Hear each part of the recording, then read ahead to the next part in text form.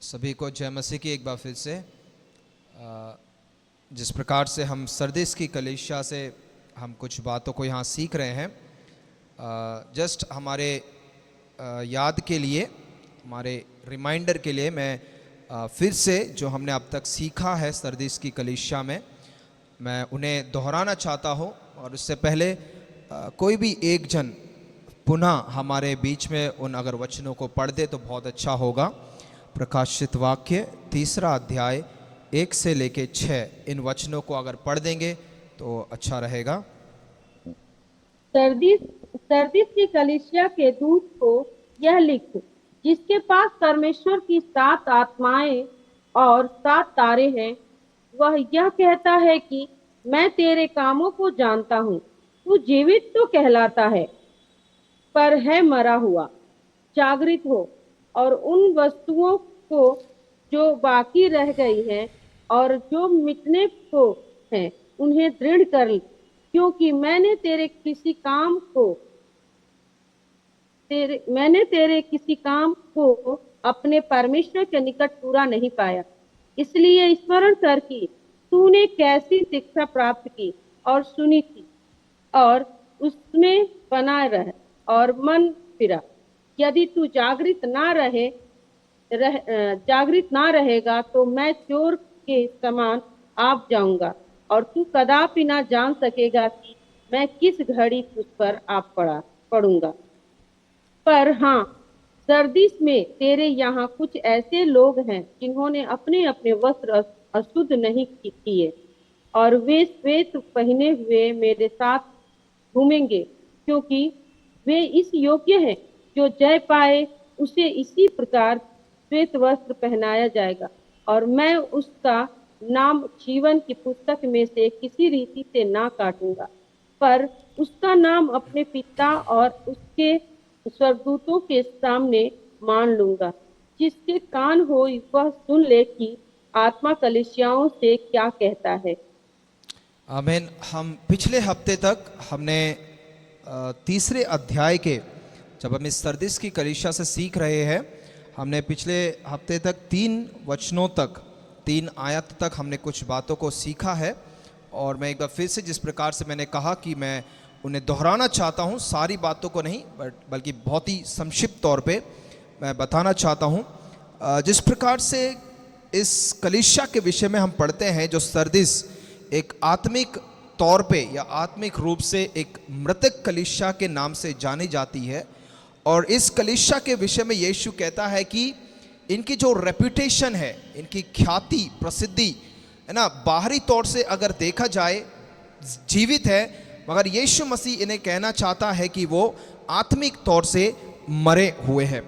और यीशु मसीह इस कलीसिया को निंदा के तौर पे अगर हम देखें, उसके 3 अध्याय के पहले ही वचन में, वहाँ पर निंदा के तौर पर यीशु मसीह वहाँ कहना चाहता है, जैसे मैंने कहा कि एक निराशजनक अवस्था उस कलीसिया की है। और उनकी जो बाहरी रेपुटेशन है, प्रसिद्धि है, प्रतिष्ठा है, वो सिर्फ एक जीवित है, बल्कि अगर अंदरूनी तौर से अगर देखा जाए वो कलीसिया मृतक है ना। तो इस कलीसिया में अगर देखा जाए कोई गलत उपदेश नहीं है, कोई गलत शिक्षा नहीं है, मगर आत्मिक तौर पर एक मृत कलीसिया के तौर पर इसे जाना गया है।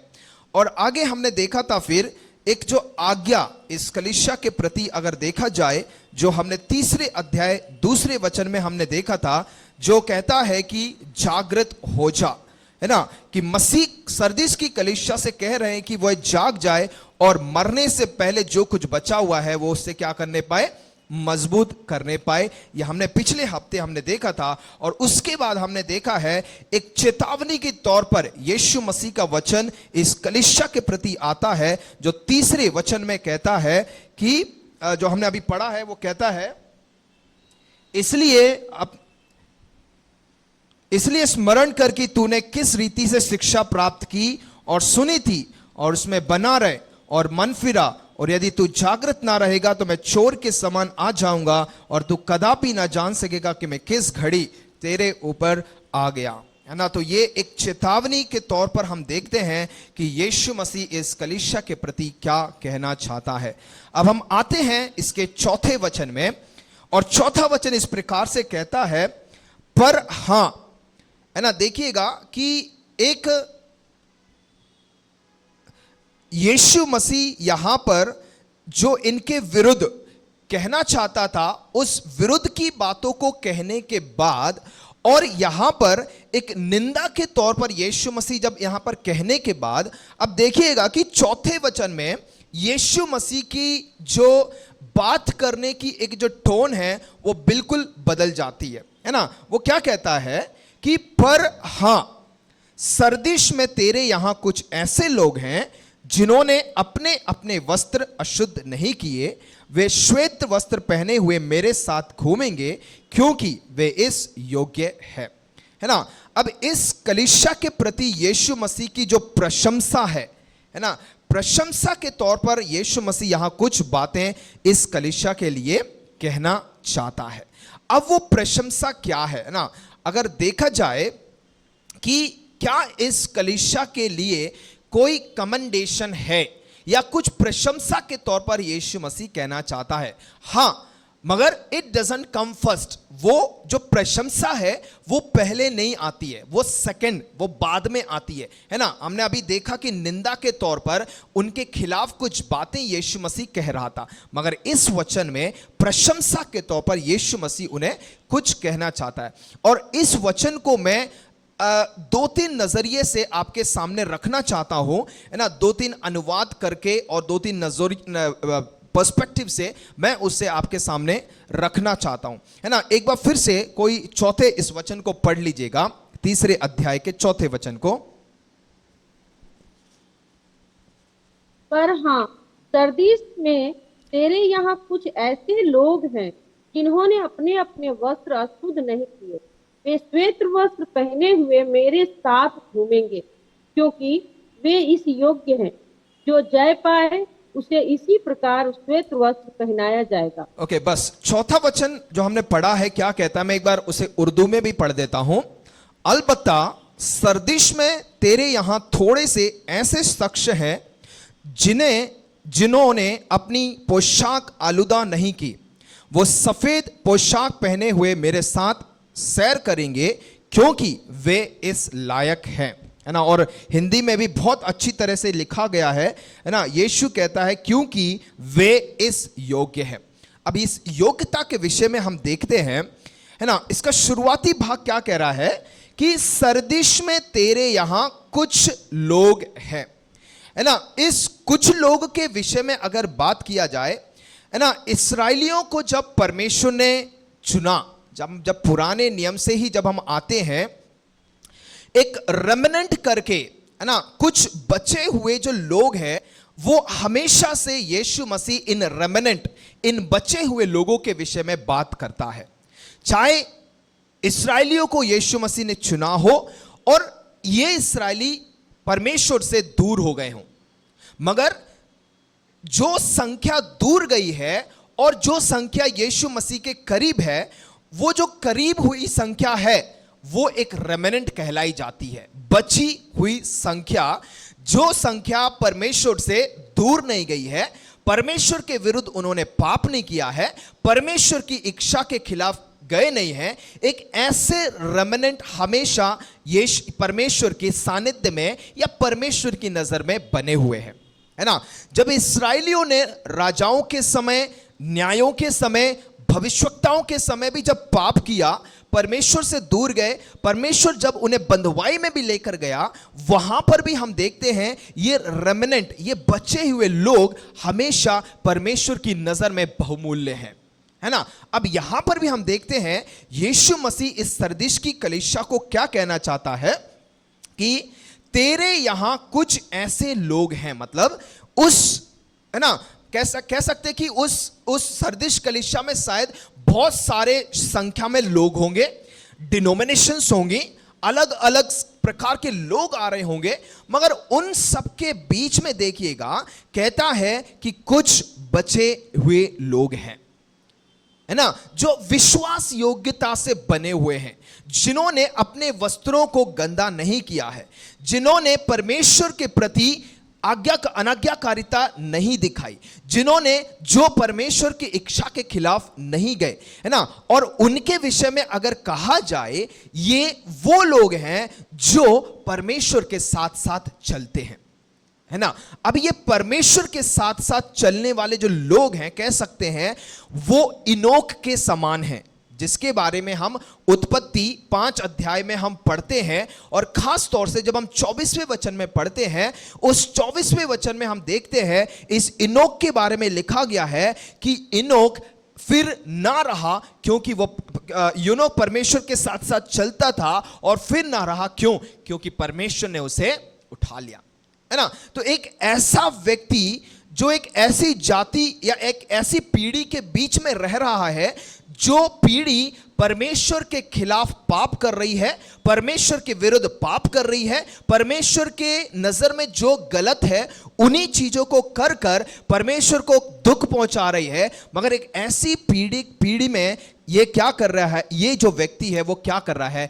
परमेश्वर के साथ साथ चल रहा है ना। और उन्हीं के बारे में कहता है जो विश्वासी, जो यीशु मसीह की कलीसिया है, जो यीशु मसीह की दुल्हन है, और जब वो भी इस प्रकार से यीशु मसीह के साथ चलेगी और अपने वस्त्रों को गंदा नहीं करेगी, उन्हें यीशु कहता है कि वो उसके साथ साथ चलेंगे। मतलब यीशु उन्हें क्या करेगा, अपने साथ लेकर जाएगा, है ना। जब हम प्रकाशित वाक्य उसके 4 अध्याय के 4 वचन में हम पढ़िएगा, प्रकाशित वाक्य 4 अध्याय उसका 4 वचन, चैप्टर 4 वर्स 4 पढ़िएगा। उस सिंहासन के चारों ओर 24 सिंहासन है, और इन सिंहासनों पर 24 प्राचीन श्वेत वस्त्र पहने हुए बैठे हैं, और उनके सिरों पर सोने के मुकुट है। ओके, एक मिनट बस। यहां क्या कह रहा है, उस सिंहासन के चारों ओर 24 सिंहासन हैं, और उन सिंहासनों पर 24 प्राचीन श्वेत वस्त्र पहने बैठे हुए, है ना। यहां पर देखिएगा, जो सरदिस की कलीसिया में इस श्वेत वस्त्र के बारे में बात कर रहा है, वही श्वेत वस्त्र यहां पर दर्शाए गए हैं, है ना। अब श्वेत वस्त्र के बारे में अगर कहा जाए, ये जो श्वेत वस्त्र है किसे दर्शाते हैं, it is a symbolic of righteousness, धार्मिकता का एक चिन्ह है। क्या ये श्वेत वस्त्र, है ना। अब हमने ये 4 अध्याय का 4 वचन पढ़ा है, अब हम इसी 3 अध्याय के जब 18वें वचन को भी जब हम पढ़ते हैं, है ना, वहां पर प्रभु का वचन कहता है, मैं पढ़ देता हूं।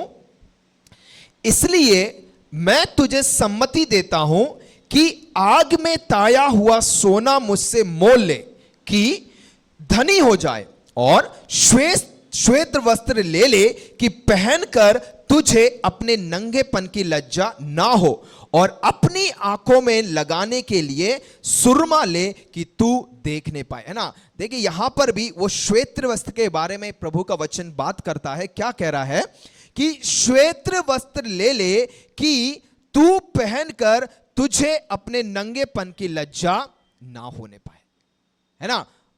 हम वापस आएंगे यहां पर, एक और वचन हम इसी के साथ पढ़ते हैं, 7 के 14 में, प्रकाशित वाक्य 7 के 14 में, 7 के 14 में क्या कहता, मैंने उससे कहा, हे स्वामी तू ही जानता है। उसने मुझसे कहा, ये वे हैं जो उस महाक्लेश में से निकल कर आए हैं, इन्होंने अपने अपने वस्त्र मेमने के लहू में धोकर श्वेत किए हैं। आमीन। यहां पर भी देखिएगा उस श्वेत वस्त्र के विषय में बात कर रहा है ना। 1-2 वचनों को और मैं बता रहा हूं, हम पढ़ेंगे नहीं मगर आप लिख लीजिएगा। प्रकाशित वाक्य 6 अध्याय उसका 11वां वचन, Revelation chapter 6 verse 11, Revelation chapter 7 verses 13 and 14, प्रकाशित वाक्य 7 अध्याय 13 और 14, और Revelation chapter 19 verse 8, प्रकाशित वाक्य 19 अध्याय उसका 8वां वचन। ओके, अब इन सारे वचनों को जो हमने कुछ पढ़े हैं और जो वचन मैंने लिखवाए हैं, इन सारे वचनों को अगर हम तोड़ देखा जाए, यहां पर एक वायदा है जो यीशु मसीह अपनी कलीसिया के प्रति बांधता है ना। एक बार फिर से इस कलीसिया के विषय में हम देखते हैं, है ना। यीशु मसीह कहना चाहता है कि इस कलीसिया में कुछ ऐसे लोग हैं जिन्होंने क्या किया है, अपने वस्त्रों को अशुद्ध नहीं किया है ना। अब ये जो अशुद्धता की बात कर रहा है ना, जो नॉर्मल कपड़े जब हम पहन रहे हैं ना, जब उदाहरण के तौर पे कहूं, है ना, आज है ना, जब हमारे कहीं भी, है ना, दिल्ली में हो या कहीं भी जब वर्षा होती है ना, सबसे ज्यादा प्रॉब्लम होती है जो साइकिल में, बाइक में चलने वाले और पैदल चलने वाले लोगों के लिए। कारण क्या है? क्योंकि जो 4 व्हीलर में जाने वाले लोग हैं वो नहीं देखते, क्योंकि उनके शीशे बंद रहते हैं, वो नहीं देखते कि कौन चल रहा है पैदल, कौन साइकिल से जा रहा है, कौन मोटर बाइक से जा रहा है ना। बस उन्हें तेजी से चला के जाना है ना। उस कार से जो पानी छींटे जो उछल रहे हैं उससे उन्हें कोई मतलब नहीं, है ना। तो मेरा कहने का अर्थ यह है कि जो छींटे उछल रहे हैं हमारे कपड़ों पर, ये उसके विषय में बात नहीं कर रहा है कि मैंने अपने कपड़ों को उस गंदगी से गंदे किए, नहीं, है ना। अब इस सरदीस की कलीसिया में अगर इनकी संस्कृति में बात किया जाए, है ना, व्यापक भ्रष्टाचार से क्या है, परहेज किया, मतलब वो जो उनके बीच में जो भ्रष्टाचार हो रहा था, अनैतिकता की बातें जो हो रही थी, मूर्ति पूजा की जो बातें हो रही थी, इन चीजों से इन कुछ लोगों ने क्या किया है, अपने आप को दूर रखा है, अलग किया है ना, अपने आप को अशुद्ध नहीं किया है, भ्रष्ट नहीं किया है।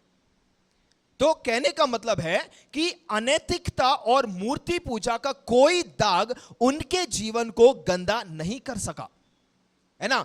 ये सिर्फ उस कुछ लोगों के बारे में बात कर रहे हैं, रेमिनेंट लोगों के बारे में, है ना। और कहते हैं कि जो उनके साथी मसीह, है ना, अगर इनके विपरीत अगर देखा जाए, इनके अपोजिट देखा जाए, कि इस वफादार अल्पसंख्यक ने किसी भी चीज और किसी भी व्यक्ति पर नजर नहीं रखी थी जो उन्हें ठोकर खाने और पाप में गिरने का कारण बन सकता है ना। जब जैसे मैंने अभी मैंने हनोक का उदाहरण दिया, है ना, कि एक ऐसी पीढ़ी में रह रहा था जहां पर सारे के सारे लोग अधर्म का जीवन बिता रहे हैं, अधर्म के कार्यों को कर रहे हैं, गलत कामों में फंसे हुए हैं, व्यभिचारों में फंसे हुए हैं, मूर्ति पूजाओं में फंसे हुए हैं, अनैतिकताओं में फंसे हुए हैं, भ्रष्टाचार के कामों में फंसे हुए हैं। इनके मध्य में हनोक ने अपने जीवन को अलग किया, परमेश्वर के साथ साथ चला। और ये वही लोग हैं, रेमिनेंट लोग, बचे हुए लोग, जो सरदीस की कलीसिया में हैं, जिन्होंने अपने कपड़े क्या किए, गंदे नहीं किए, है ना। अब एक और बात यहां पर आपको अभी थोड़े एक अलग नजरिए से मैं आपको इसमें लेके जाना चाहता हूं, है ना। यहां पर जो पाप के विषय में बात कर रहा है ना, कहता है सरदीस में तेरे यहां कुछ ऐसे लोग हैं जिन्होंने अपने अपने वस्त्र अशुद्ध नहीं किए, है ना। अभी थोड़ा हम अशुद्धता, इस पाप के विषय में हम थोड़ा बात कर लेते हैं, है ना। कई बार क्या है, जब यीशु मसीह यहां पर बात कर रहा है ना कि अपने अपने वस्त्र अशुद्ध नहीं किए, है ना, ज्यादातर जब हम इसको पढ़ते हैं ना, हम सिर्फ उस, है ना, पाप जो इमोरलिटी है, जैसे मैंने अभी कहा कि अनैतिकता है, मूर्ति पूजा है ना, भ्रष्टाचार है ना, हमारी नजर क्या है, ज्यादातर इन्हीं चीजों में जाती है जब हम पाप के विषय में बात करते हैं।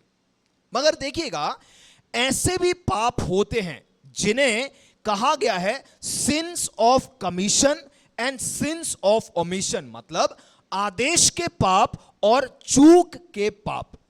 ओमिशन किए हुए पाप मतलब चूक के पाप और आदेश के पाप। मैं थोड़ा आपको समझा देता हूं बहुत संक्षिप्त तौर पे कि ये आदेश के पाप और ये चूक के पाप क्या है ना। जब हम बात करते हैं ना, we don't talk much about कि हमारे कलीसिया की लाइफस्टाइल क्या है ना।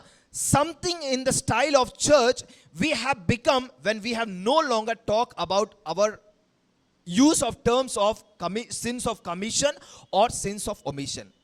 है ना। हमारी कलीसिया में क्या है, कई बार हम इन आदेश के पाप और चूक के पापों के बारे में बात नहीं करते, है ना। इसको समझने के लिए हम पढ़ेंगे याकूब की पत्री 17 अध्याय, उसका 17वां वचन हम पढ़ेंगे। जेम्स चैप्टर 17 वर्स 17 पढ़िएगा। एक मिनट चैप्टर 4 वर्स 17, सॉरी, उसमें 17 अध्याय है नहीं, चैप्टर 4 वर्स 17 पढ़िएगा। इसलिए जो कोई भलाई करना चाहता है और नहीं करता, उसके लिए यह पाप है। यहां देखिए क्या कहता है, इसलिए जो कोई भलाई करना जानता है और नहीं करता, उसके लिए क्या है, पाप है। देखिएगा, इस पर्टिकुलर वचन में हम कह सकते हैं, अगर दूसरे शब्दों में अगर इस वचन को अनुवादित किया जाए, हम कह सकते हैं यह सिर्फ वह नहीं है जो आप गलत करते हैं। मैंने गाली दिया, वो पाप है। मैंने झूठ बोला, वो पाप है। मैंने किसी की हत्या कर दी, वो पाप है। मैंने व्यभिचार किया, वो पाप है। मैंने किसी के साथ गाली गलौज किया, वो पाप है। मैंने किसी परमेश्वर के प्रति अनाज्ञाकारिता दिखाया, वो पाप है। हमारे लिए यही चीज क्या है, पाप है ना। यहां देखिएगा, सिर्फ वही नहीं है जो आप गलत करते हैं। इस वचन के आधार पर देखिएगा, आपके वस्त्र खराब कर सकता है। यह ऐसा भी हो सकता है कि परमेश्वर आपको कुछ करने के लिए बुलाए जिसे आपने नजरअंदाज किया है ना। याकूब क्या कहना चाहता है यहां पर, इसलिए जो कोई भलाई करना जानता है। अगर परमेश्वर ने अच्छे काम करने के लिए बुलाया है, भले कामों को करने के लिए बुलाया है, अच्छाइयों को हमारे जीवन से झलकाने के लिए बुलाया है, अगर वो हम नहीं करते हैं, याकूब की पत्री के अनुसार वो क्या कह रहा है, नहीं करता है, तो उसके लिए यह क्या है, पाप है ना। वही है आदेश के पाप और चूक किए हुए पाप। तो पाप हमारे लिए सिर्फ झूठ बोलना, चोरी करना, पाप करना, गलत करना, व्यभिचार करना, किसी की हत्या करना, यही सब नहीं है ना। हमारे जीवन में या कलीसियाई जीवन में अगर देखा जाए, ऐसे कई पाप हैं जो कलीसिया को अच्छाइयों के लिए करना है या हमारे व्यक्तिगत जीवन में हमें अच्छे करना है, मगर हम जब नहीं करते हैं, हम उनको नजरअंदाज करते हैं, वो हमारे लिए क्या है, एक आदेश के पाप या चूक किए हुए पाप, सिंस ऑफ ओमिशन या सिंस ऑफ कमीशन। यहां पर इस कलीसिया के विषय में देखिएगा कि इतने बड़े चर्च में, है ना, यीशु मसीह ने क्या, सिर्फ थोड़े से लोगों को प्राप्त किया कि वो उसकी शिक्षाओं को मान रहे हैं, उन्होंने अपने कपड़ों को गंदा नहीं किया है। और अगर हम अपने आप को मसीह कहते हैं, तो as Christians we are not to sin. मसीह होने के नाते हम पाप करने के लिए नहीं है। We are to repent our sins. हमें अपने पापों से क्या करना है, पश्चाताप करना है।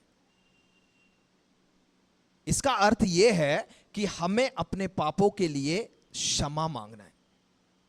और क्षमा मांगना ही काफी नहीं है, हमें अपने पापों से क्या है, हमें टर्न होना है, हमें मुड़ना है। हमारा जो रास्ते में हम जो गलत जा रहे हैं, उस रास्ते से हमें मुड़कर जो सही रास्ता है उस रास्ते में चलना, मतलब एक धार्मिक जीवन बिताना, है ना। पिछले हफ्ते भी मैंने एक बात आपको बताई थी। मैंने एक जगह इस प्रकार से पढ़ा, एक जोक है वो, है ना, कि अगर मुझे स्वर्ग जाना है तो मुझे क्या करना होगा, है ना।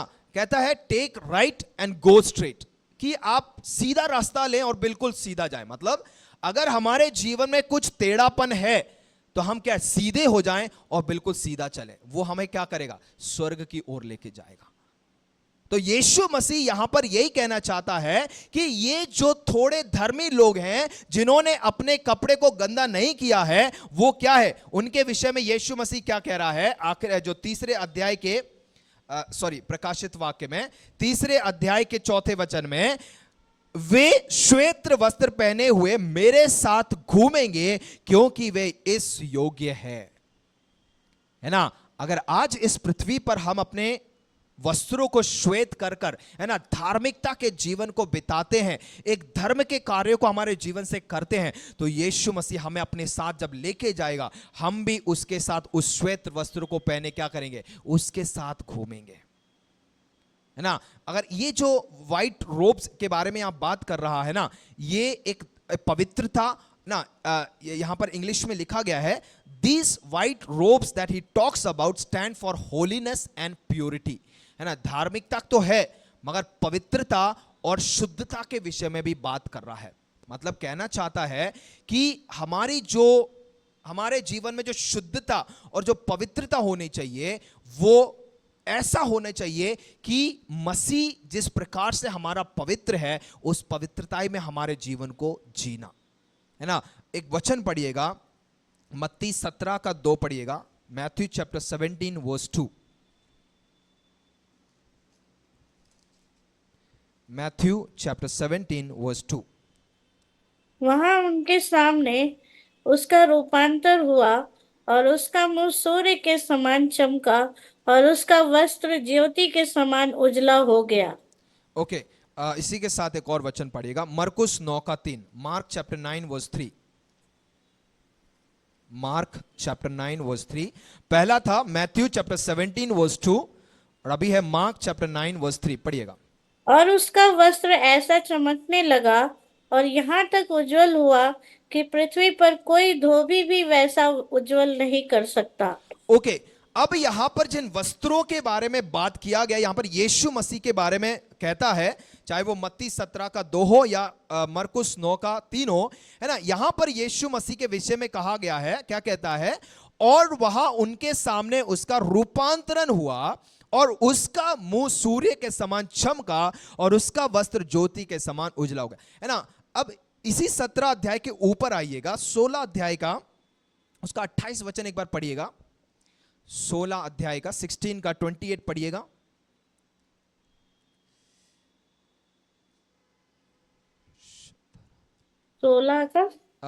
Chapter 16 verse 28। मैं तुमसे सच कहता हूं कि जो यहाँ खड़े हैं उनमें से कुछ ऐसे हैं कि वे जब तक मनुष्य के पुत्र को उसके राज्य में आते हुए ना देख लेंगे तब तक मृत्यु का स्वाद कभी ना चखेंगे। देखिएगा यहां पर यीशु मसीह, है ना, यीशु के पीछे चलने का अर्थ वहां पर समझाता है, मगर अंत में देखिएगा बहुत एक अजीबो गरीबो बात वहां पर यीशु कहता है ना। क्या कह रहा है, मैं तुमसे सच कहता हूं कि जो यहां खड़े हैं, मतलब जो यीशु मसीह को वहां पर यीशु मसीह के समय में सुन रहे थे, उनमें से कितने ऐसे हैं कि जब तक मनुष्य के पुत्र को उसके राज्य में आते हुए ना देख लेंगे तब तक मृत्यु के स्वाद को ना चखेंगे, है ना। अब यहां पर यीशु मसीह अपने दोबारा आगमन, है ना, जब तक यीशु मसीह अपने सेकंड टाइम में आ जाए, है ना, उसके विषय में बात नहीं कर रहा है, मगर एक रूपांतरण जो यीशु मसीह का होता है उसके विषय में बात कर रहा है, जो हमने अभी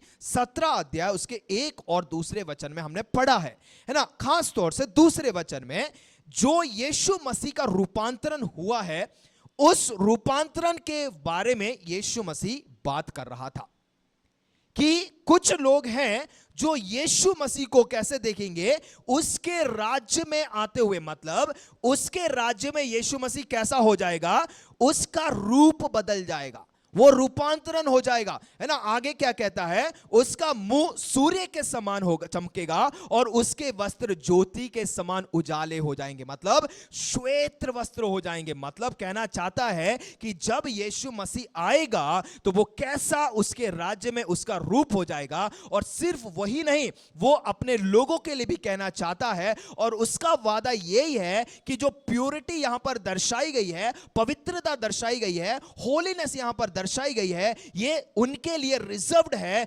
जो सिर्फ मसीह के लोग हैं, जो अपने आप को मसीह कहते हैं और मसीह के अनुसार अपने जीवन को बिताते हैं। और उनके लिए रिजर्व्ड है जो अनफॉलन एंजल्स हैं, मतलब जो गिरे हुए स्वर्गदूत नहीं है, ये उनके लिए रिजर्व्ड है। मतलब जब हम यीशु मसीह के साथ उठा लिए जाएंगे ना, हम भी यीशु मसीह के साथ बदल जाएंगे, हमारा भी मुख बदल जाएगा, हम भी उसके समान, हमारे भी वस्त्र श्वेत हो जाएंगे, हम भी उसके साथ चलेंगे। और यीशु मसीह उनके लिए क्या कहना चाहता है 3 अध्याय के प्रकाशित वाक्य में कि क्योंकि वे इस योग्य हैं, है ना। हमने उर्दू में क्या पढ़ा था, कहता है 3 अध्याय के 4वें वचन में, क्योंकि वे इस लायक हैं। मतलब क्या है, हमें उस लायक बनाना है, अपने आप को उस योग्य बनाना है ना। उस रेमनेंट में हम अपने आप को पाएं जिन्होंने अपने वस्त्रों को क्या किया, गंदे नहीं किए हैं, है ना। और यीशु मसीह जो मत्ती और मरकुस में हमने पढ़ा है कि किस प्रकार से यीशु मसीह अपने आप का राज्य में जब वो आएगा, है ना, दर्शाता है, एक रूप, उसका जो रूपांतरण हो रहा है वो वहां पर दर्शाएगा। और हम जो यीशु मसीह के योग्य कहलाएंगे, जो लायक होंगे, उनका भी रूप यीशु मसीह इस प्रकार से बदल देगा, हमें भी वो श्वेत वस्त्रों को पहनाएगा। हालेलुया। अब हम अगले वचन में जाएंगे, पढ़िएगा 5वां वचन पढ़िएगा, प्रकाशित वाक्य 3 अध्याय उसका 5वां वचन पढ़िएगा। जो जय पाए उसे इसी प्रकार श्वेत वस्त्र पहनाया जाएगा, और मैं उसका नाम जीवन की पुस्तक में से किसी रीति से ना काटूंगा, पर उसका नाम अपने पिता और उसके स्वर्गदूतों के सामने मान लूंगा। ओके, अब यहां पर हम आते हैं एक पुरस्कार, एक इनाम के बारे में। यीशु मसीह कहता है एक रिवार्ड रखा गया है, और क्या कह रहा है, मैं एक बार फिर से पढ़ देता हूं। जो जय पाए, है ना, क्योंकि हर एक कलीसिया के बारे में जब हम पढ़ते आ रहे हैं, है ना, कि जो जय पाए, अलग अलग कलीसियाओं के विषय में हमने देखा है। अब स्मिरना सरदिस की कलीसिया के बारे में भी यीशु मसीह क्या कह रहा है कि जो जय पाए उसे इसी प्रकार श्वेत वस्त्र पहनाया जाएगा, है ना। आगे पढ़ने से पहले मैं बता देता हूं कि 3 प्रॉमिसेस को यीशु मसीह यहां पर कर रहा है ना। 3 रिवार्ड्स यीशु मसीह यहां देता है। पहला क्या है, इसी प्रकार श्वेत वस्त्र पहनाया जाएगा, मैं उसका नाम जीवन की पुस्तक में से किसी रीति से ना काटूंगा, पर उसका नाम अपने पिता और उसके स्वर्गदूतों के सामने मान लूंगा। 3 आशीषों को, 3 वायदों को, 3 इनामों को यीशु मसीह यहां पर वायदा कर रहा है। किन्हें? जो जय पाएगा उन्हें यीशु मसीह इस प्रकार से कहता है ना। तो यीशु मसीह के विषय में हम कहें कि Christ is telling us if anyone overcomes their disbelief and repent, मतलब उनके अविश्वास से वो मुड़े, उनके अविश्वास के ऊपर जय पाएं, वो पश्चाताप करें, अपने पापों से फिरें और अपने पापों को मान लें और यीशु मसीह के पास वापस आएं, तो उन्हें यीशु मसीह क्या कहता है कि उन्हें भी इस प्रकार के श्वेत वस्त्र को पहनाया जाएगा, है ना। मैं उसमें फिर से नहीं जाना चाहता हूं, क्योंकि हम 4थे वचन में बहुत गहराई रीति से हम उसे पढ़ चुके हैं। हम आगे बढ़ेंगे, है ना, कि आगे यीशु मसीह उसके दूसरा जो प्रॉमिस है वहां पर क्या कह रहा है,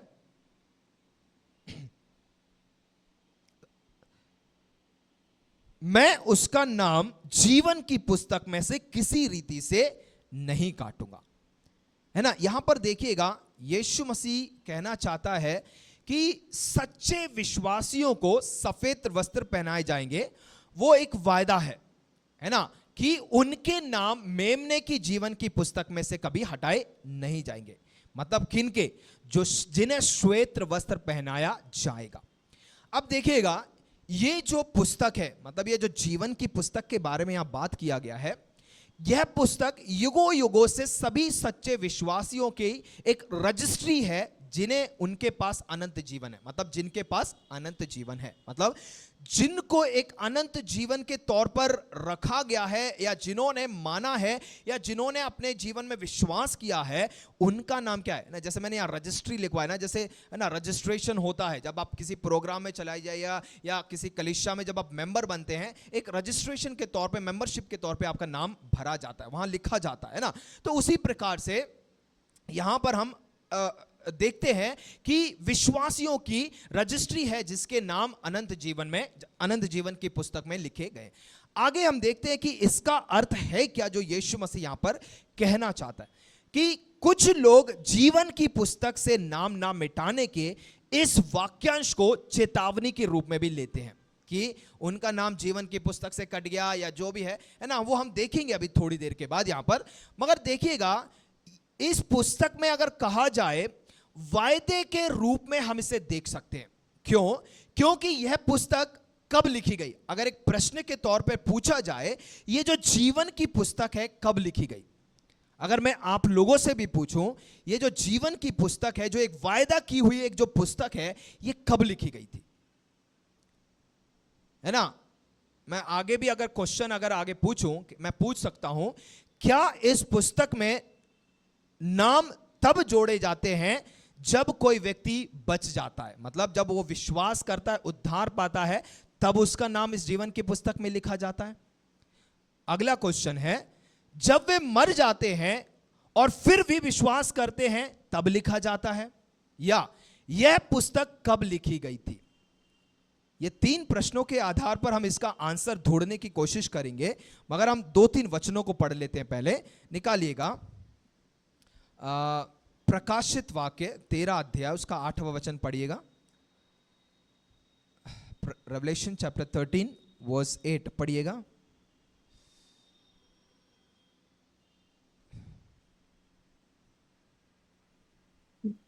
पृथ्वी के वे सब रहने वाले जिनके नाम उस मेमने के जीवन की पुस्तक में लिखे नहीं गए, जो जगत की उत्पत्ति के समय से घात हुआ है, उस पशु की पूजा करेंगे। ओके, आगे पढ़िएगा। रेवलेशन 17 वर्स 8, 17 का 8 पढ़िएगा। जो पशु तूने देखा है वह पहले तो था पर अब नहीं है, और अथाह कुंड से निकलकर विनाश में पड़ेगा। और पृथ्वी के रहने वाले जिसके नाम जगत की उत्पत्ति के समय से जीवन की पुस्तक में लिखे नहीं गए, इस पशु की यह दशा देखकर कि पहले था और अब नहीं है और फिर आ जाएगा, अचंभा करेंगे। ओके, इसी के साथ एक और वचन हम पढ़ेंगे। लूका 10 का 20 निकालेगा। लूका रचित सुसमाचार 10 का 20, 10 लूक चैप्टर 10 वर्स 20।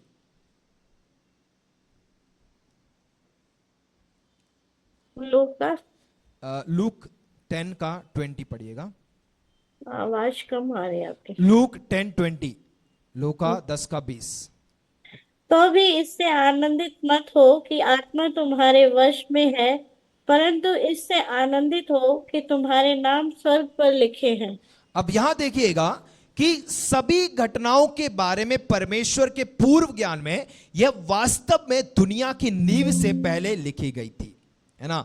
हमने जो वचन पढ़े हैं सिर्फ उसी के आधार पर मैं आपको बता रहा हूं, है ना। 13 के 8 में हमने क्या पढ़ा था कि पृथ्वी के वे सब रहने वाले जिनके नाम उस मेमने की जीवन की पुस्तक में लिखे नहीं गए, जो जगत की उत्पत्ति के समय से घात हुआ, है ना। तो मतलब कहना चाहता है कि जगत की उत्पत्ति से पहले यीशु मसीह ने, या कह सकते हैं ये मेमने की जो जीवन की पुस्तक है लिखी गई थी। ठीक है। 17 के 8 में हमने क्या पढ़ा था? कहता है जो पशु तूने देखा है यह पहले तो था पर अब नहीं है, और अथाह कुंड से निकलकर विनाश में पड़ेगा।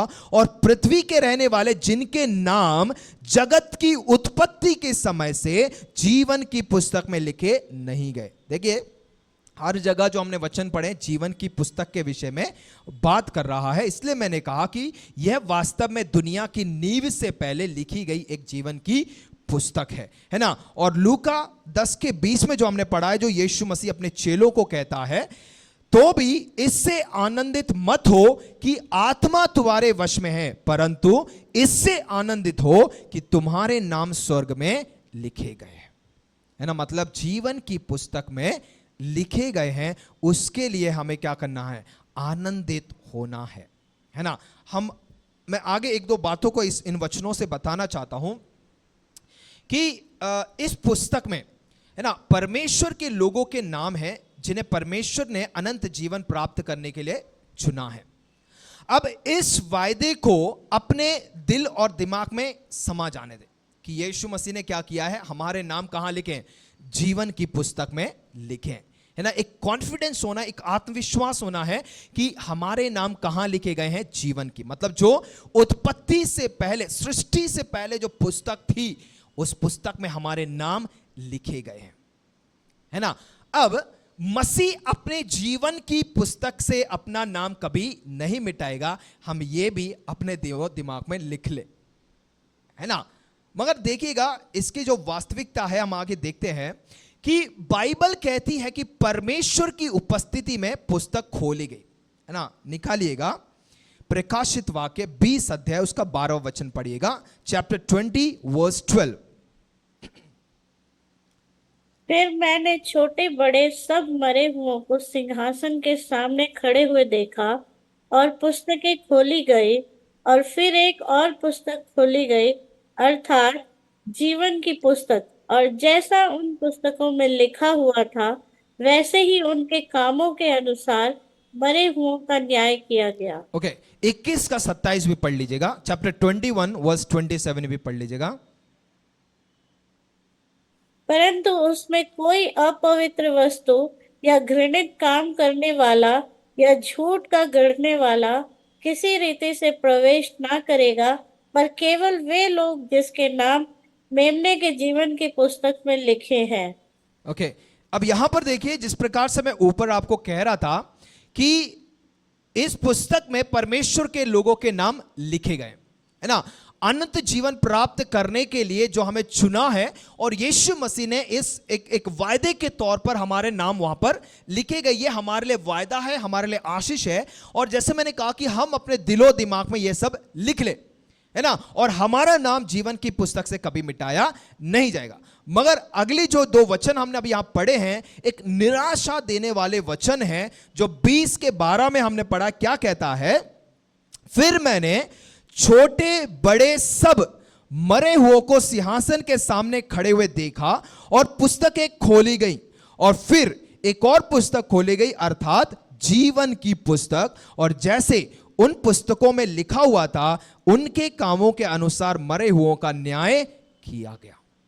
मतलब हमारे नाम तो हैं, मगर हमारा न्याय कैसे होगा? हमारे कामों के अनुसार न्याय होगा, है ना। और जो 20 के 21 के 27 में हमने जो पढ़ा, कहता है, और उसमें कोई अपवित्र वस्तु या घृणित काम करने वाला या झूठ का गढ़ने वाला किसी रीति से प्रवेश ना करेगा, पर केवल वे लोग जिनके नाम मेमने की जीवन की पुस्तक में लिखे हैं, है ना। तो वही लोगों के विषय में बाइबल कहती है कि परमेश्वर की उपस्थिति में जो पुस्तकें खोली गई, है ना, और कहते हैं कि एक और जो पुस्तक खोली गई, वो कौन सी पुस्तक है?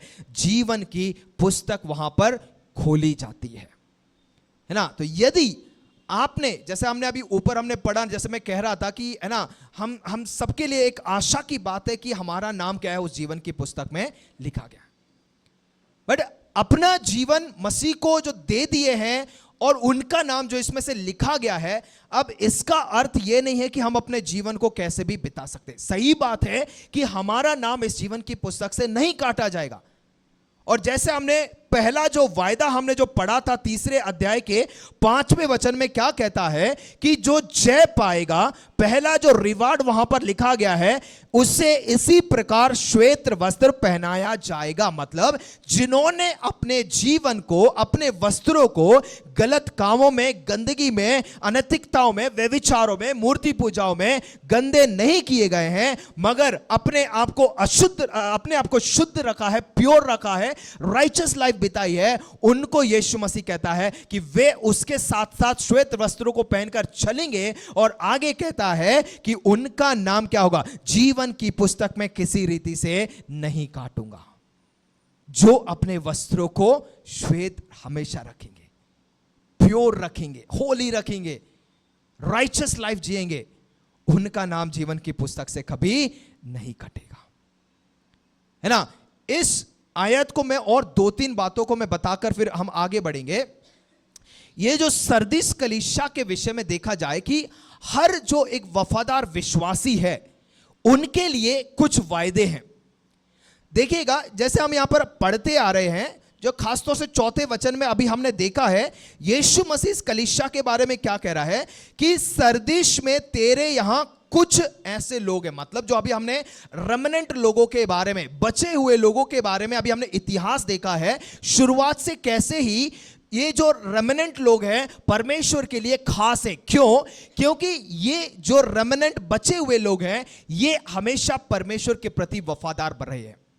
और इस सरदीस की कलीसिया में भी देखा जाए तो ये जो कुछ लोग हैं वफादार बने हुए है ना। आज की इस युग में, पीढ़ी में हमने उदाहरण अभी देखा है हनोक के जीवन से भी कि अपनी पीढ़ी की दुनिया के समय के लोगों के समय में भी क्या है, वो एक धर्मी बना था, परमेश्वर के साथ साथ चलने वाला एक व्यक्ति था, है ना। और यीशु परमेश्वर उसे उठा लेता है। तो ऐसे लोगों के बीच में सरदीस की कलीसिया के बारे में भी कहता है कि जब कुछ लोग अपने आप को अनैतिकताओं में, मूर्ति पूजाओं में, व्यभिचारों में, गलत कामों में, गंदगियों में अपने वस्त्रों को गंदा कर रहे हैं, मगर कुछ रेमिनेंट बचे हुए लोग हैं जिन्होंने अपने वस्त्रों को अशुद्ध नहीं किया। और उन वफादार विश्वासियों के लिए 3 वायदे यहां पर कहता है। पहला वचन पढ़िएगा, यशाया 61 या यशाया 61 का 10, चैप्टर 61 वर्स 10 पढ़िएगा। यशाया चैप्टर 61 वर्स 10, 61 का 10 पढ़िए। मैं यहोवा के कारण अति आनंदित होऊंगा, मेरा प्राण परमेश्वर के कारण मगन रहेगा, क्योंकि उसने मुझे उद्धार के वस्त्र पहनाए और धर्म की चादर ऐसे उड़ा दी है जैसे दूल्हा फूलों की माला से अपने आप को सजाता और दुल्हन अपने गहनों से अपना श्रृंगार करती है। ओके, अब यहां देखिएगा, इस वचन में आने से पहले यहां पर ये श्वेत वस्त्र क्यों दर्शाए गए हैं, क्यों कहा गया है, या उसका क्यों प्रतीक लिया गया है। उस समय अगर देखा जाए जब रोम के जो सैनिक, जब रोम लोग अधिकार, पूरे दुनिया में अधिकार जब जमा रहे थे, ये जो रोमन अधिकारी हुआ करते थे, अगर पारंपरिक तौर पर अगर देखा जाए, उनके धार्मिक त्योहारों पर जो उच्च सम्मान के प्रतीक के रूप में सफेद कपड़े पहनते थे। कौन? ये जो रोमन अधिकारी लोग रहा करते थे, पारंपरिक रूप से ये धार्मिक त्योहारों में, बड़े बड़े जो त्योहारों के तौर पे जो मनाया जाता था धार्मिक त्योहार, है ना, उसके उच्च सम्मान के प्रतीक के रूप में ये सफेद कपड़े पहने जाते थे, है ना। अब देखिएगा हमारे लिए भी क्या है, जो हमने यहां पे यशाया 61 के 1 में हमने पढ़ा है, क्या कहता है, क्योंकि यहोवा ने सुसमाचार सुनाने के लिए मेरा अभिषेक किया है, मुझे इसलिए भेजा है कि खेदित मन लोगों को शांति दूं, कि बंदियों के लिए स्वतंत्रता का और कैदियों के लिए छुटकारे का प्रचार करूं, है ना। जब हम इन वचनों को पहले 61 के पहले वचनों से जब हम पढ़ते हैं, मगर आखिर में जो खास तौर से 10वां वचन जो हमने पढ़ा है, वहां पर यीशु मसीह क्या कहना चाहता है, परमेश्वर, कि मैं यहोवा के कारण क्या हुआ, अति आनंदित होऊंगा। क्यों? क्योंकि मेरा प्राण परमेश्वर के कारण मगन रहेगा, उसने मुझे उद्धार के वस्त्र पहनाए हैं, है ना। क्यों में हमें मगन होना है? क्योंकि यीशु मसीह ने, परमेश्वर ने हमें क्या किया है, उस उद्धार के वस्त्र पहनाए हैं। और कहता है धार्मिकता की चद्दर ऐसे उड़ा दी है जैसे दूल्हा फूलों की माला से अपने आप को सजाता और दुल्हन अपने गहनों से अपने श्रृंगार करती है ना। तो जो दुल्हन है ना, दूल्हा तो हम जानते हैं कि हमारा यीशु मसीह है ना, दुल्हन जो कलीसिया है। और यीशु, परमेश्वर का वचन यहां कहना चाहता है कि जैसे दूल्हा फूलों की माला से अपने आप को सजाता है और दुल्हन अपने गहनों से अपना श्रृंगार करती है, उसी के आधार पर देखा जाए तो क्या कहना चाहता है कि उसने उद्धार के वस्त्र पहनाए हैं और धार्मिकता की चद्दर पहनाई है ना। जैसे उस रोमन जो अधिकारी हैं अपने त्योहारों में क्या करते थे, प्रतीक के तौर पे सफेद कपड़े पहना करते थे और उनके लिए वो एक सम्मान के वस्त्र हुआ करते थे। उसी प्रकार से हमारे लिए भी एक बड़ा त्योहार, एक बड़ा दिन, बड़ा समय आने वाला है जब हमारा यीशु मसीह भी, जब वो जैसे वो रूपांतरित हुआ है, जैसे उसका मुख चमका है, हमारे भी वस्त्र बदल जाएंगे। हमें भी यीशु मसीह श्वेत वस्त्रों को पहनाएगा। और ये जो श्वेत वस्त्रों के बारे में यहां पर कहा गया है ना, यहां पर वो है पवित्रता और धार्मिकता का एक प्रतिनिधित्व दिखाता है कि यीशु मसीह हमें भी क्या करेगा, उन उद्धार के वस्त्रों से हमें उड़ाता है ना। और उसके लिए यीशु मसीह कहना चाहता है कि हमें क्या होना है, मगन होना है। तो यहां पर जो बचे हुए लोग हैं उनके लिए पहला वादा क्या कहता है परमेश्वर, है ना, जैसा हमने यहां पर पढ़ा है कि विश्वासियों को दिए जाने वाला सफेद कपड़ा ना केवल सम्मान है बल्कि पवित्रता और धार्मिकता का भी वो क्या है, एक प्रतिनिधित्व करता है। तो यशायाह ने जिस प्रकार यहां लिखा है कि मुझे उद्धार के वस्त्र पहनाए हैं और उसने क्या किया है, धार्मिकता की चद्दर उड़ा दी है ना। तो जब यीशु मसीह ने हमें उद्धार के वस्त्रों को और धार्मिकता की चद्दर पहनाई है तो उस पवित्रताई में हमें अपने जीवन को जीना, धार्मिकता का जीवन जीना जरूरी है ना। जैसे हम पौलुस की भाषा में अगर देखें, है ना, हमने मसीह को पहन लिया है ना। जो पुरानी बातें थी वो सब बीत गई हैं, है ना, वो सब क्या हो गया, अब सब नई बातें हैं। तो उस नई दुनिया में, नई जिंदगी में, नई बातों में हमें अपने जीवन को क्या करना है, बिताना है ना। जब भी आप भविष्यवाणियों के बारे में जब आप पढ़ेंगे ना, चाहे वो पुराने नियम में हो नए नियम में हो, है ना, भविष्यवाणियां दो प्रकार की, यार कह सकते हैं कि दो समयों में की जाने वाली भविष्यवाणी। एक थी इमीडिएट, मतलब जल्द, मतलब कुछ समय में बहुत जल्द होने वाली एक भविष्यवाणी, वो पूर्ण हो जाएगी। मगर एक थी जो फ्यूचरिस्टिक, वो आगे आने वाले भविष्य के लिए भविष्यवाणी, है ना। और यशायाह के विषय में जो यहां भविष्यवाणी की गई है वो उस समय के लोगों के लिए भी, मगर एक जो उद्धार का शुभ संदेश जो आने वाले काल में हमारे रखा गया है ना, वो यही है कि कैसे हम यीशु मसीह के जैसे हो जाएंगे, बदल जाएंगे। तो ये है पहला वादा। हम दूसरे वादे में हम जाएंगे। पढ़िएगा यूहन्ना 5:24 पढ़िएगा, यूहन्ना रचित सुसमाचार 5:24।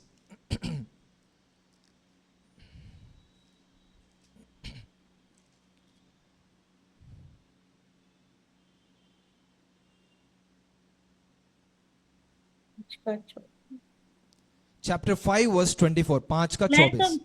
मैं तुमसे सच सच कहता हूँ, जो मेरा वचन सुनकर मेरे भेजने वाले पर विश्वास करता है, अनंत जीवन उसका है और उस पर दंड की आज्ञा नहीं होती, परंतु वह मृत्यु से पार होकर जीवन में प्रवेश कर चुका है। ओके, इसी के साथ साथ 6 अध्याय उसका 35, 36 और 37, चैप्टर 6 वर्सेस 35, 36 एंड 37, इन 3 वचनों को और पढ़ लीजिएगा। यीशु ने उनसे कहा, जीवन की रोटी मैं हूँ, जो मेरे पास आता है वह कभी भूखा ना होगा और जो मुझ पर विश्वास करता है वह कभी प्यासा ना होगा। परंतु मैंने तुमसे कहा था कि तुमने मुझे देख भी लिया है तो भी विश्वास नहीं करते। जो कुछ पिता मुझे देता है वह सब मेरे पास आएगा और जो कोई मेरे पास आएगा उसे मैं कभी ना निकालूंगा। ओके, रोमियो 8 का एक और पढ़ लीजिएगा। रोमियो 8 अध्याय उसका पहला वचन, रोमियो चैप्टर 8 वर्स 1।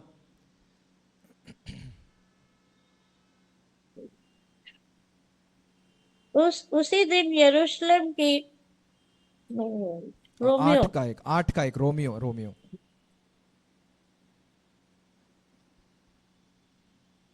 अतः जब जो मसीह यीशु में है उन पर दंड की आज्ञा नहीं। बस यहां कहता है, इसलिए अब जो मसीह यीशु में है उन पर क्या है, दंड की आज्ञा नहीं है। और हमने यूहन्ना 5:24 में भी पढ़ा है, वहां भी कहता है कि अनंत जीवन उसका है और उस पर दंड की आज्ञा नहीं है। किस पर? जो मेरे भेजने वाले को क्या करता है, मतलब जो मेरा वचन सुनकर मेरे भेजने वाले पर क्या करता है, विश्वास करता है। यीशु मसीह पर जो विश्वास करता है उन पर क्या है, दंड की आज्ञा नहीं होती। पर आगे कहता है, परंतु वह मृत्यु से पार होकर जीवन में क्या हो चुका है, प्रवेश कर चुका है।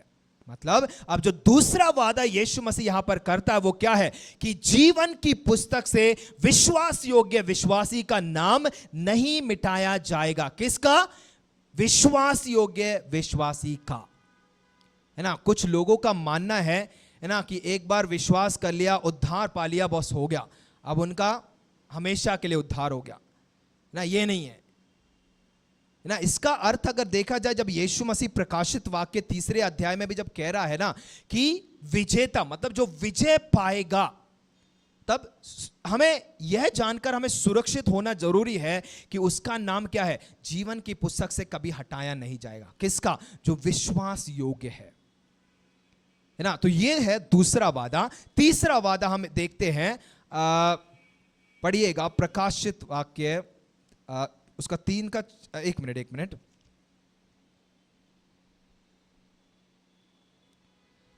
उसका वचन मुझे नहीं मिल रहा है, बट मैं फिर भी आपको उस तरीके से बता देता हूं, क्योंकि जब हमने तीसरे अध्याय के 5वें वचन में जब हमने पढ़ा था, तो तीसरा जो वायदा यीशु मसीह वहां करता है वो क्या है कि उसका नाम अपने पिता और उसके स्वर्गदूतों के सामने क्या करूंगा, मान लूंगा। मतलब यीशु मसीह कहना चाहता है कि अगर आज हम यीशु मसीह के नाम को, मतलब जब दूसरों के सामने जब हम यीशु मसीह को जब हम है ना तिरस्कार करते, इंकार करते हैं, तो हमारा यीशु मसीह भी क्या है, स्वर्गीय पिता के सामने इसी प्रकार हमें क्या करेगा कि मैं नहीं जानता। मगर यहां पर वायदा क्या है, कहता है कि उसका नाम अपने पिता और उसके स्वर्गदूतों के सामने मान लूंगा। तो यीशु विश्वास योग्य विश्वासियों को क्या करना चाहता है, यहां पर एक आश्वासन देना चाहता है कि वह अपने पिता और स्वर्गदूतों के सामने उनका नाम क्या करेगा, स्वीकार करेगा ना। तो स्वर्ग में एक सार्वजनिक समारोह में यीशु स्वीकार करेगा कि वे विजय, धीरज रखने वाले विश्वास योग्य विजेता हैं, क्योंकि 5वां वचन क्या कहता है कि जो जय पाएगा ना। तो जिनके जीवन की पुस्तक में नाम लिखे गए, मतलब जिनके नाम यीशु मसीह नहीं काटेगा, वो कौन लोग हैं? जो विजय पाए हुए लोग हैं। सिर्फ विश्वास योग्य लोगों के नाम यीशु मसीह नहीं काटेगा। तो उनको आश्वासन देना चाहता है या आश्वस्त करना चाहता है यीशु मसीह यह कहकर कि जो जय पाएगा, 3 प्रॉमिसेस हैं कि श्वेत वस्त्र पहनाएगा, जीवन की पुस्तक में किसी रीति से नाम ना काटूंगा और अपने पिता और उसके स्वर्गदूतों के सामने उसे मान लूंगा।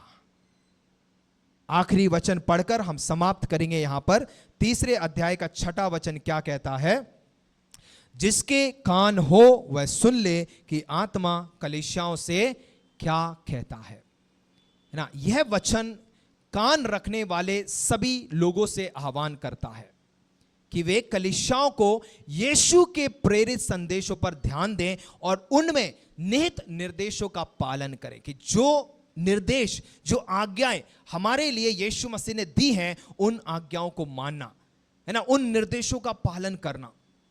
एक कलीसिया की सर्वोच्च अगर प्राथमिकता अगर देखी जाए, वो परमेश्वर के लिए वो क्या है कि परमेश्वर के वचन का पालन करना होनी चाहिए, है ना। मैं फिर से दोहरा देता हूं कि एक कलीसिया की सर्वोच्च प्राथमिकता क्या होनी चाहिए, वो यही कि परमेश्वर के वचन का पालन करने पाए, है ना।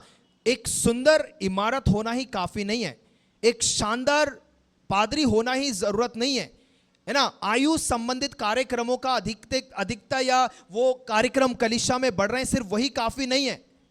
एक पादरियों की अच्छी टीम है या युवाओं की टीम है, वही होना काफी नहीं है। या उमड़ता हुआ जो हम चढ़ावा है ना, जो भेंट हम चढ़ा रहे हैं, वही काफी नहीं है। मगर यीशु मसीह यहां चाहता है कि परमेश्वर के वचन को सुनने वाली कलीसिया, उसके वचनों का पालन करने वाली कलीसिया को यीशु मसीह चाहता है कि उसके लिए वो सर्वोच्चतम प्राथमिकता देने पाए, है ना। आज बहुत सी ऐसी कुछ कलीसियाएं हैं जहां पर अच्छे अच्छे कार्यक्रम होते हैं, बड़ी बड़ी इमारतें हैं, है ना, अच्छे एसीओ से सजाया गया है, अच्छी कारपेटों से सजाया गया है, सब कुछ अच्छा है। मगर आत्मिक तौर पे कलीसियाएं क्या है? मरी पड़ी हुई हैं। जीवित आराधनाएं मरी पड़ी हुई हैं, आत्मा सच्चाई से आराधना करने मरी पड़ी हुई हैं। विश्वास योग्य दास दासियों का होना वो मरा पड़ा हुआ है ना। इतने आश्वस्त हो गए हैं कि 10 विश्वासी हैं बहुत काफी है, 20 विश्वासी हैं बहुत काफी है ना। ज्यादातर आज की जो कलीसियाएं हैं सिर्फ है ना नंबर्स देखना चाहती हैं, क्वांटिटी देखना चाहती है, मगर जो क्वालिटी जो परमेश्वर देखना चाहता है, उस क्वालिटी के पीछे नहीं बढ़ भाग रहे हैं। और वही यीशु मसीह सरदिस की कलीसिया को कहना चाहता है, क्या जो हमने पहले वचन में पढ़ा था उसके, कहता है कि मैं तेरे कामों को जानता हूं कि तू जीवित तो कहलाता है है ना, उनका रेपुटेशन क्या था, वो जीवित थे, सब कुछ अच्छा है, सुंदर इमारतें हैं, अच्छे पादरी हैं, अच्छे अच्छे कार्यक्रम वहां हो रहे हैं, है ना, एक बहुत अच्छी टीम वहां पर बनी हुई है, एक अच्छा ऑफरिंग वहां पर चढ़ रहा है। मगर अंदरी तौर पे जब यीशु मसीह ने देखा, यीशु मसीह क्या कह रहा है, तू मरा हुआ है। और उसके अंत में आते हुए जो आज हमने यहाँ पे चौथे और पांचवें वचन में हमने पढ़ा है, वहां पर यीशु मसीह साफ साफ कहना चाहता है, ऐसे कुछ लोग, ऐसे रेमिनेंट लोग जिन्होंने अपने वस्त्रों को दुनिया की अनैतिकताओं में, दुनिया के भ्रष्ट कामों में, दुनिया के व्यभिचारों में अपने कपड़ों को गंदा नहीं किया है, उन कुछ लोगों को यीशु मसीह कहता है कि वो मेरे साथ श्वेत वस्त्र पहन के उसके साथ घूमेंगे। और आगे कहता है कि जो जय पाएगा उनके लिए यीशु मसीह ने प्रॉमिसेस को रखा है ना। जब हम तिमुथियुस की पत्री में जब भी हम पढ़ते हैं, है ना, पौलुस ने जो एक युवा पादरी जो तिमुथियुस था, उसके लिए भी, है ना, वचन का प्रचार करने के लिए निर्देश दिया था, है ना। एक ऐसा युवा पादरी जिसके सामने उसका पूरा जीवन जीने के लिए था, है ना, अपना जीवन दुनिया के कामों में, दुनिया के ऐशो आरामों में जी सकता था, मगर एक ऐसे व्यक्ति को भी, एक जो युवा सेवा के लिए निकला गया है, उसको निर्देश देते हुए कहता है, और एक जगह इस प्रकार से उसे निर्देश देता है कि जवानी की लालसाओं से भाग, है ना, और कुछ बातों को वहां पर कहता है कि जिन चीजों का उसे पीछा करना है। और यहां पर हम देखें कि उसने एक ऐसे समय की भविष्यवाणी की जब लोग सही शिक्षा का सहन करना इंकार कर रहे थे, है ना। पौलुस तिमुथियुस को कहता है कि अंत के दिनों में कैसे लोग, है ना, सही शिक्षा, खरी शिक्षा को पाना भी, सुनना भी नहीं चाहेंगे, और कहता है कि वे सत्य से दूर हो जाएंगे, वे उपदेश सुनना पसंद नहीं करेंगे, उनके कानों के अनुसार जो उनको गुदगुदाने वाली, है ना, अच्छी बातें सिर्फ उन्हें सुनना चाहेंगे, है ना। जो हम दूसरे तिमुथियुस 4 अध्याय उसके 2 से लेके 4 आप जब इन वचनों को पढ़ेंगे, इन सारी बातों को आप पढ़ेंगे वहां पर, है ना। आज के लोगों को देखा जाए ना, जो अच्छा उपदेश सुनना पसंद करते हैं, मनोरंजन पसंद करते हैं, है ना, अच्छे अच्छे अनुभवों को देखना चाहते हैं कि कलीसियाओं में कैसे, है ना, गैर धमकी होने वाले भैर अनुभवों को सुनना चाहते, देखना चाहते हैं बस। मगर जो यीशु मसीह अपनी कलीसिया में देखना चाहता है, क्या कलीसिया उस समान बढ़ रही है। याकूब की पत्री 1 अध्याय उसके 22वें वचन में लिखा गया है, चैप्टर 1 वर्स 22 में, कि हमें वचन के करने वाले होना चाहिए, ना कि केवल सुनने वाले। और इस सरदीस की कलीसिया के लिए भी यीशु मसीह का वचन यही है कि जो जय पाएगा, है ना, जिनके कान हो सुन ले कि आत्मा कलीसिया से क्या कहना चाहता है। हमारे बाहरी प्रोग्राम बहुत अच्छे होंगे, सब दुनिया में अच्छा होगा, मगर आज यीशु मसीह हमारे अंदरूनी जीवन को देखना चाहता है ना। कई बार मैंने पिछले हफ्ते भी कहा, है ना, कई बार हम, है ना, एक पाखंडी का जीवन बिताने वाले भी हो जाते हैं, है ना। मैं भी अपने आप को वहां रख रहा हूं, मैं भी अपना जीवन वहां रख रहा हूं, है ना। कई बार हम भी फरीसियों के जैसे, है ना, उन शास्त्रियों के साथ जैसे बन जाते हैं। जो हम प्रचार कर रहे हैं, जो हम कह रहे हैं, है ना, उसके अनुसार हमारा जीवन नहीं रहता, है ना। यीशु मसीह ने अपने चेलों, पिछले दिनों में जब मैं मत्ती 16वां अध्याय, आई थिंक 15 और 16 इन अध्यायों को जब मैं पढ़ रहा था, यीशु मसीह अपने चेलों से कहता है कि इन फरीसियों शास्त्रियों के जो खमीर है उससे बचने के लिए कहता है। मतलब जो खमीर है, कहने का अर्थ है वो शिक्षा, उनकी शिक्षाओं से बचने के लिए कहता है ना। और जब आप मत्ती आई थिंक 6 अध्याय में भी जब पढ़ेंगे, वहां पर यीशु मसीह कहता है कि दिखाने के लिए धार्मिकता के काम ना करो। और वहां पर खास तौर से 3 बातें यीशु मसीह कहता है कि धार्मिकता के काम दिखाने वाले जो कार्य वो क्या हो सकते हैं। हमारा दान देना, हमारी प्रार्थनाएं, हमारा उपवास करना। और यीशु मसीह साफ साफ कहता है कि हम धार्मिकता के काम ना करें दूसरों को दिखाने के लिए,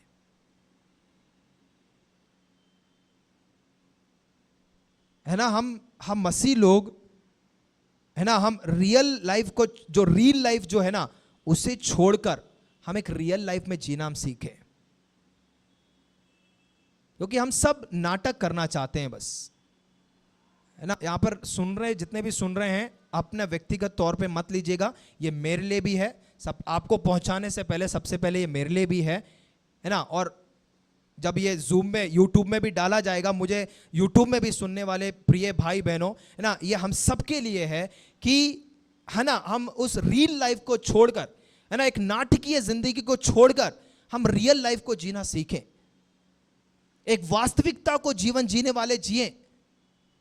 अंदर कुछ और है, बाहर और कुछ है नहीं, है ना। यीशु मसीह इन पाखंडी, इन फरीसी शास्त्रियों से क्या कहता है कि हाय तुम पर, क्योंकि तुम चिकनी चुपड़ी उन कब्रों के समान तुम्हारा जीवन है कि बाहर से बहुत सुंदर है ना। पिछले दिनों में जब मैं जयपुर गया, एक ऐसे कैंपस में था, बहुत सुंदर कैंपस है, और उसी कैंपस के अंदर एक कब्रिस्तान भी है।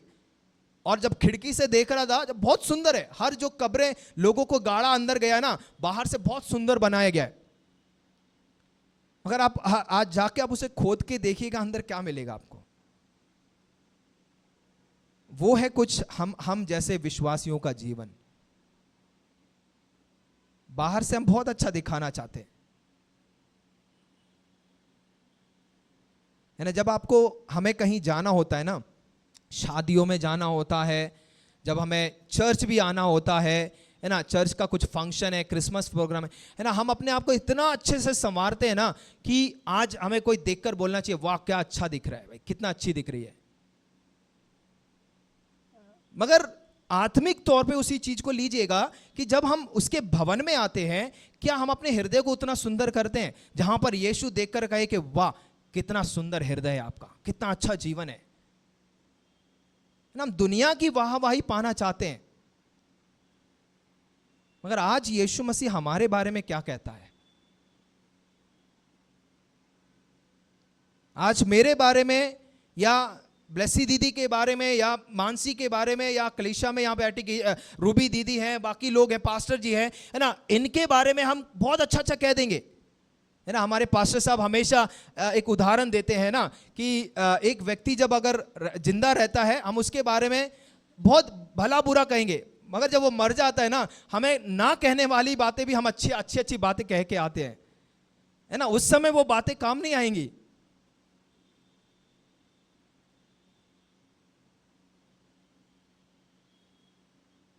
ना, यहां पर यीशु मसीह साफ तौर पर सरदीस की कलीसिया को कहता है कि मैं तेरे कामों को जानता हूं।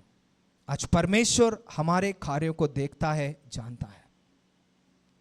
आज हम सबके लिए एक चुनौती है कि इस भ्रष्ट भरी दुनिया में, एक ऐसी अनैतिकता की दुनिया में, व्यभिचार से भरी दुनिया में, गलत कामों से भरी एक दुनिया में, हम अपने आप को ऐसा अलग करें कि हम दुनिया के लिए एक ज्योति के समान चमक सकें, कि दुनिया के लोग हमारे भले कामों को देखकर परमेश्वर की महिमा कर सके। और जो 3 वायदे हमारे यहाँ रखे गए ना, 4 और 5 वचनों को पढ़कर हम यहाँ समाप्त करेंगे। कहता है, पर हाँ सरदीस में तेरे यहाँ कुछ ऐसे लोग हैं जिन्होंने अपने अपने वस्त्र अशुद्ध नहीं किए, वे श्वेत वस्त्र पहने हुए मेरे साथ घूमेंगे, क्योंकि वे इस योग्य है। जो जय पाए उसे इसी प्रकार श्वेत वस्त्र पहनाया जाएगा, और मैं उसका नाम जीवन की पुस्तक में से किसी रीति से ना काटूंगा, पर उसका नाम अपने पिता और उसके स्वर्गदूतों के सामने मान लूंगा। और जिनके कान हो वह सुन ले कि आत्मा कलीसियाओं से क्या कहती है। अगर हम स्वर्ग में सुनना चाहते हैं कि well done my good and faithful servant, अच्छा किया मेरे अच्छे और विश्वास योग्य दास, अगर ये हम सुनना चाहते हैं तो इस पृथ्वी पर एक विश्वास योग्यता का जीवन हम बिताएं।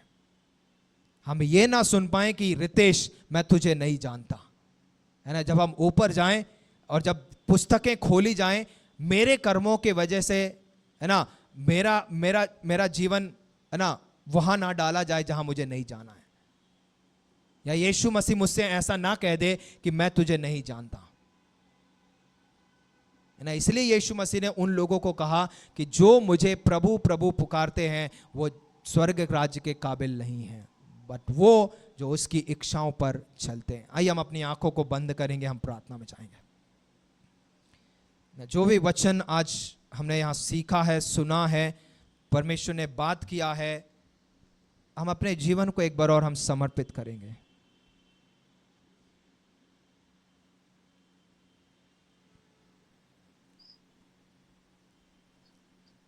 हालेलुया, धन्यवाद यीशु। Hallelujah, hallelujah.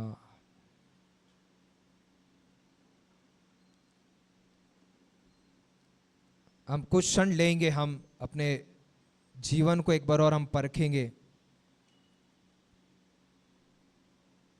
कि आज मसीह में हमारा जीवन कहाँ है।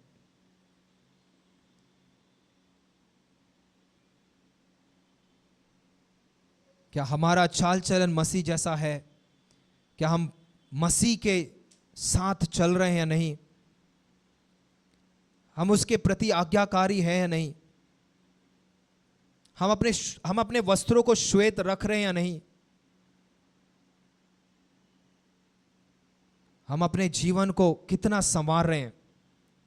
कितना उसके आगमन के लिए हम अपने आप को तैयार कर रहे हैं? हालेलुया, धन्यवाद यीशु। Hallelujah, hallelujah, hallelujah. आइए हम प्रार्थना करेंगे, और हम जब सब मिलके प्रार्थना करते हैं, ब्लेसी दीदी हमें प्रार्थना में अगुवाई करेंगे।